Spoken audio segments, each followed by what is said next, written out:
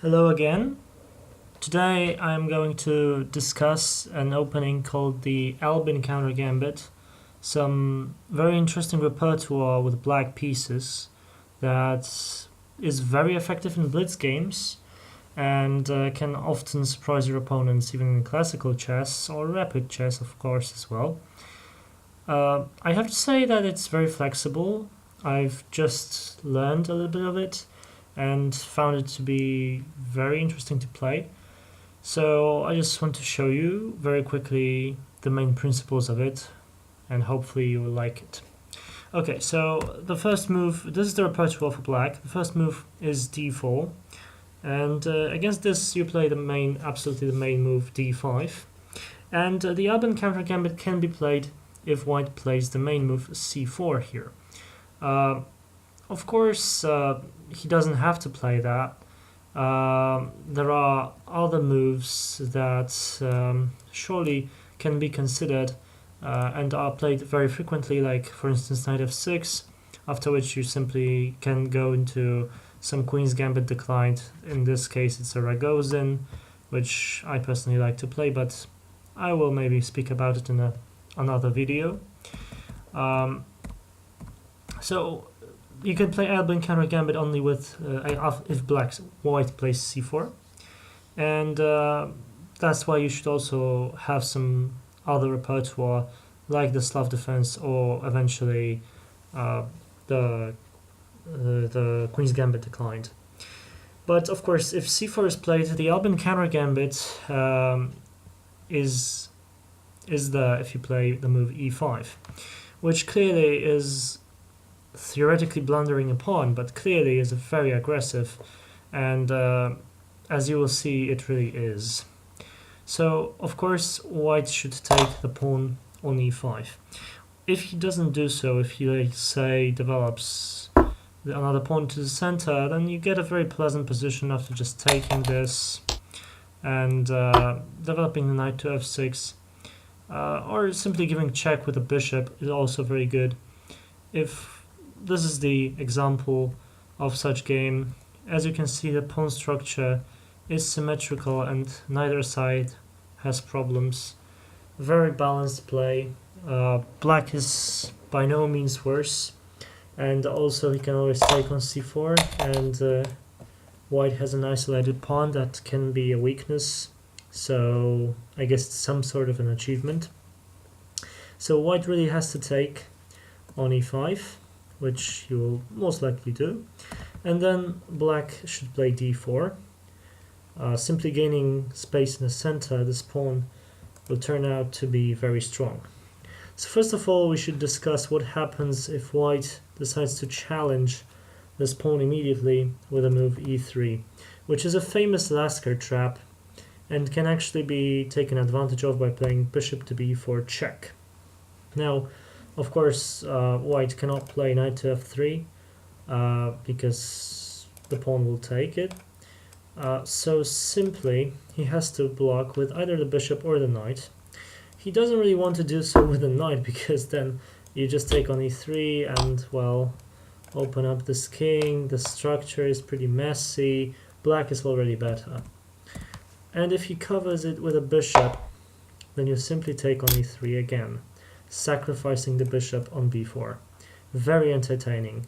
So of course, if the bishop takes your bishop, then you take on f2 with check, and white can never take white can never take the pawn. If he does, then of course we take the queen and we win. The queen is unprotected, and if he moves here, then of course we can even take and promote our pawn to a knight with check, and after he takes it we can bring our bishop to g4 with this skewer. Very, very dangerous. So of course this is complete disaster if white plays it. So this pawn cannot really be challenged, and therefore white needs to find another plan for this position. And the three, I would say, main ways of playing are one with e4 and f4, where white really tries to control the center, And the other ones, which are mostly very protective, I would say, which involve moves like a3, knight bd2, g3, bishop g2, knight f3. Very sort of calm lines in which white is not really trying to take advantage of the pawn, he's just trying to get a playable position in which he's going to be slightly better due to his, let's say, advanced pawns in the center that he will need to work with. That's why let's first discuss the move e4, which of course you shouldn't take. This is not like with the e3 line, and also the move bishop to b4 is not so powerful anymore. So what you should play is knight c6, simply putting pressure on this pawn. Now of course white's plan was to play f4 and defend it, and here there are actually two effective ways of playing. One, which I would maybe recommend for blitz or bullet games, which is knight to h6, very aggressive, and has a very interesting idea in mind, that after say knight f3 you play bishop to b4 check, and after say bishop d2 you go knight g4. And it turns out that this e3 square is very weak, because the pawns have advanced so far, that they can no longer control this square. Also, the only piece that could possibly control the square is the bishop, which will soon be exchanged. And it's not quite clear how to get this knight to support the square. So as you can see, black will get a permanent forepost, let's say, outpost in the white's position. So let's just see, bishop takes b4, knight takes b4, queen a4 check, forcing the knight to go back.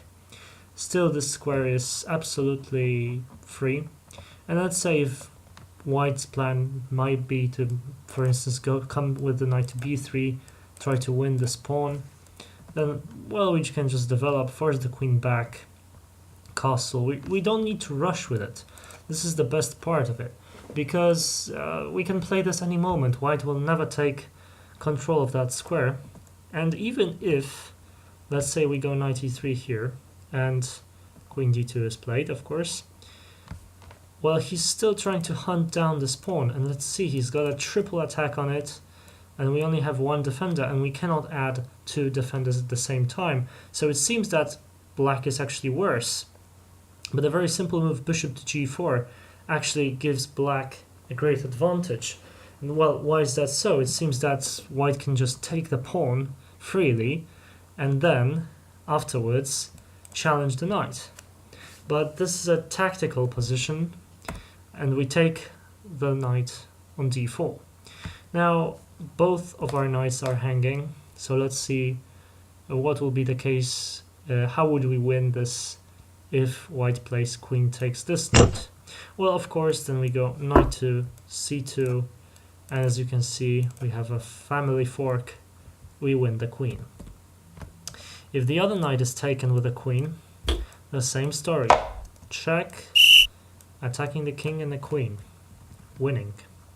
And if the knight takes, then we sacrifice the queen for the knight, and again use this fantastic check. And let's say after king moves somewhere, let's say to f2, we take the queen, and we have a fantastic lead. We are up a piece for just 2 pawns, I suppose. So that's a great advantage for black. I would even say it's winning. Okay, so that's one very interesting plan. Of course, if white tries to prevent it, he can play moves like h3, he can play moves like a3. That is why I do not recommend this in classical repertoire, because if a3 is played, then this knight may end up being a little misplaced. Of course you can come in, but it's not so powerful anymore, because this bishop watches over the e3 square and will not get exchanged for the dark square bishop of yours. So that is why the main line after this plan is f6, to which, well, of course white should take, then he is up a pawn permanently. Of course, you take back with a knight attacking the pawn, and after e5, now you go bishop b4 check, because white does not have a time to play a3 and possibly try something. So bishop d2, and now we go knight g4. And as you can see, this is the exact same position. The only difference is that we exchange these pawns. But again, we will get this outpost on e3. And let's say again, after takes, queen a4, forcing the knight back, and developing, let's say, this knight to f3, we can just castle, we don't need to rush anything. And after bishop e2, if white decides to play this, then even moves like d3 are possible. The pawn on f4 is hanging, very dangerous position. What else can he try to possibly hold his position? Well, the engines recommends moves like knight a3 simply to guard, to guard the c2 square after your knight comes in here. This is really devastating position. If white really tries like knight f3 and then you castle, you castle here, then, well, it's hard to defend this pawn, it's hard to deal with the knight coming into e3. This position is terrible. The engine actually says -1, so a great position for black, So, okay, a bit of confusion. So let's go back. So we have discussed the move e4 here, and I'll just briefly summarize that our main plan is to get this knight to e3 after exchanging the dark squared bishops. This should give black a fantastic position. Of course, white does not need to do that, and most likely will not. The most common move is knight to f3, simply attacking the pawn and supporting the pawn of white. And here we should do exactly the same. We should attack the pawn of our opponents and defend our pawn. Well, here a common move is knight e2, but the other common moves are g3 and a3, both of which should be respected, definitely. So yeah, let's just see some ideas. Let's say that g3 is played, which is actually most common move. And here, both against g3 and a3, I will actually recommend the idea which was developed by Alexander Morozevich, the Russian grandmaster, blitz specialist, which is knight to e7, which has a dual purpose, because you can go to g6 and attack this pawn on e5, very successful. And also another advantage of this move is possibly that you can come to f5 and defend this pawn. And here, well, say bishop g2, here you simply go knight to g6, and really say after, well, there is a move like bishop to g5, after which you go queen d7, and let's say e6, which is based on aggressive ideas. White gives up a pawn, but opens up this king and deprives it on castling. And now, after h6, white is actually facing some problem because there is no good place for the bishop.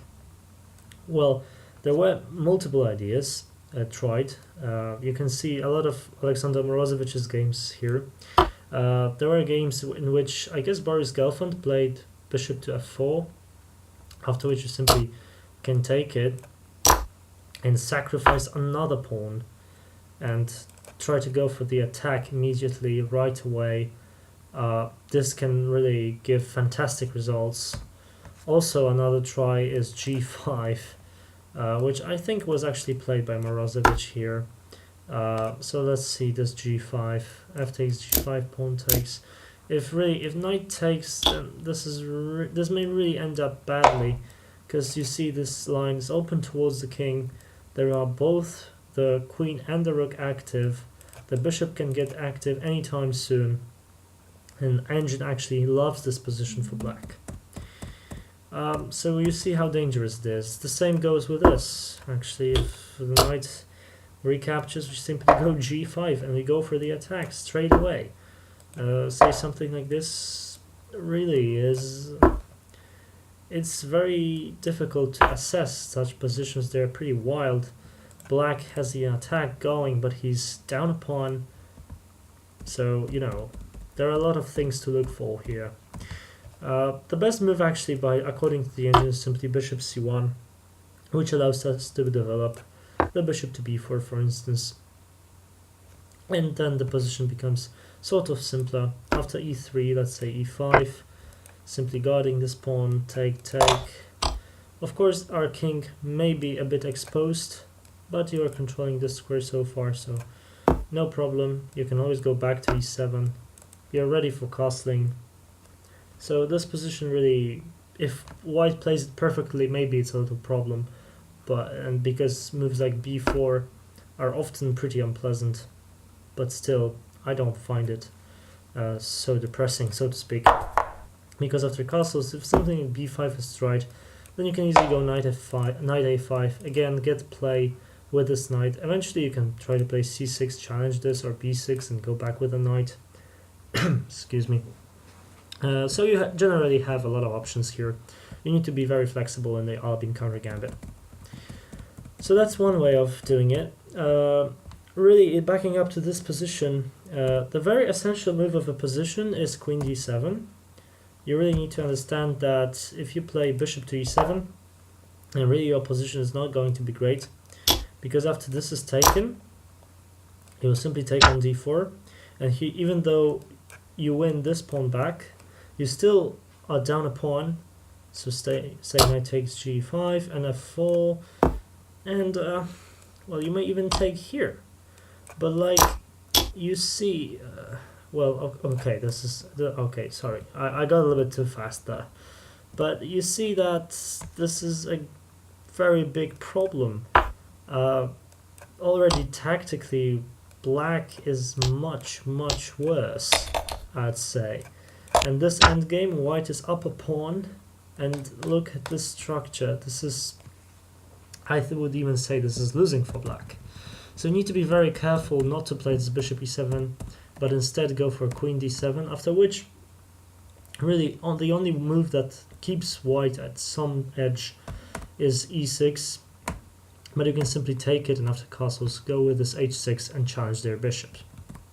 If they don't play that, really, if they play some castling move, you never hesitate, you just kick the bishop again, and after say it goes to d2, you can take the pawn freely, the position is equal, you can develop your ideas further, you have very flexible plans, you can always go for the attack with the h and g pawns. You can also try to develop this way, so b6, bishop b7 castles, also very interesting, but I will not follow it anymore.